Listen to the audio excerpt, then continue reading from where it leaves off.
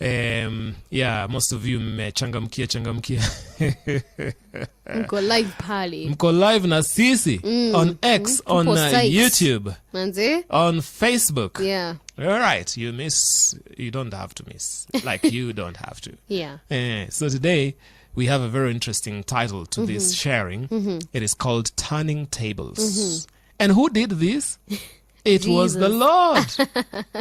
He turned the tables. Himself. Alingia kule hekaluni na akafanya mambo. Haya, dear Sister Tiffany, please take us home. All right.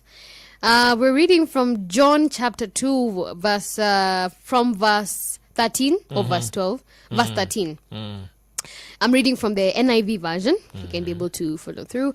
It says from verse 13, when it was almost time for the Jewish Passover, Jesus went up to Jerusalem.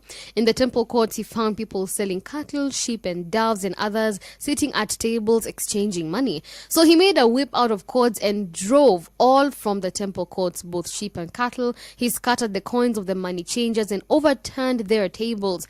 To those who sold doves, he said, "Get these out of here. Stop turning my Father's house into a market." His disciples remembered that it is written, "Zeal for your house will consume me." Verse 18 goes on to say, the Jews then responded to him, "What sign can you show us to prove your authority to do all this?" Jesus answered them, "Destroy this temple and I will raise it again in 3 days." They replied, "It has taken 46 years to build this temple and you're going to raise it in 3 days?" Hapo sasa. You see, there's so much that's happening here. Jesus had just performed his first miracle. Yeah. After, the one for changing water into wine. Yeah. And so, with his mother and brothers, they go to Capernaum. And so once, after they reached there, he found a temple to go into because the Passover was actually near. And so he went to Jerusalem, that is. After this, in the preceding verse, in verse 12, they say, and after this, he went down to Capernaum, he and his mother and his brother and his disciples, and they continued there not many days. And so he also went to Jerusalem because this was taking place right there. And so he finds a very interesting practice happening in the temple, in the house of the Lord. People are busy changing. Ati unajua hata unaweza kunipigia kwa hii namba. Ama endoka withdraw kwa ile nini pale. Kwa till. Manze, what's very telling is actually Jesus's shall I call it passion or his behavior changed. He was actually not happy. Yeah, just to put it plainly. And so he finds them at the temple. What's supposed to happen in the temple? Worship. Yes. Praise. Prayer. Yeah. That is exactly what should have been happening. Yeah. But he finds people, of course, there exchanging money, taking down, referrals and business cards. And he says, wow, this cannot happen. This cannot happen. Yeah. How can you actually change? He says in verse 16 and says to them that sold these doves, "Take these things hence, make not my Father's house an house of merchandise." And in other places it says, "My house shall be called a house of prayer." Right? And his disciples remembered that it was written, "The zeal of thine house hath eaten me up." And there's a very interesting correlation of the temple, the building, and the temple, the body, his body, that he was gonna destroy. It had taken 46 years to build this temple. But he was speaking about destroying it because this temple had actually been what? It had been defiled. And so he was to go and offer himself up and build and repair this temple. So the Jews there were asking him, what sign?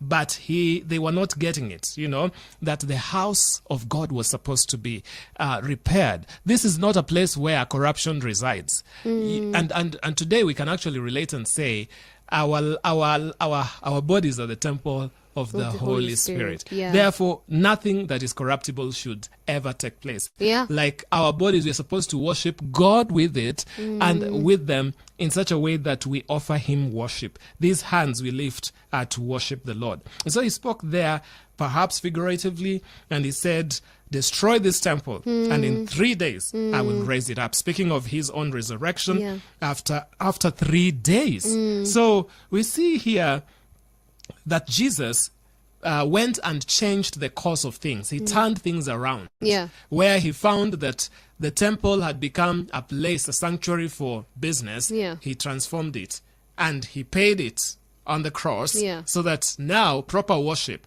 would be restored. That's and right. this is why he turned things around, and we can actually find an encouragement right there Yeah. that our the temple that we are speaking about, yes, there's the congregational, but there's also the personal. The personal. Jesus already restored the order of worship, right? Yeah. And he removed that order of excuse me, of how things were. And so now we find that in the temple, Yeah. now it has been restored. Now you can worship God in spirit and in truth. Yeah. Yes. That's true. And it also says when he was talking about for zeal for your house will consume me, and his disciples remembered the holy word that was Yes. written maybe a long time ago.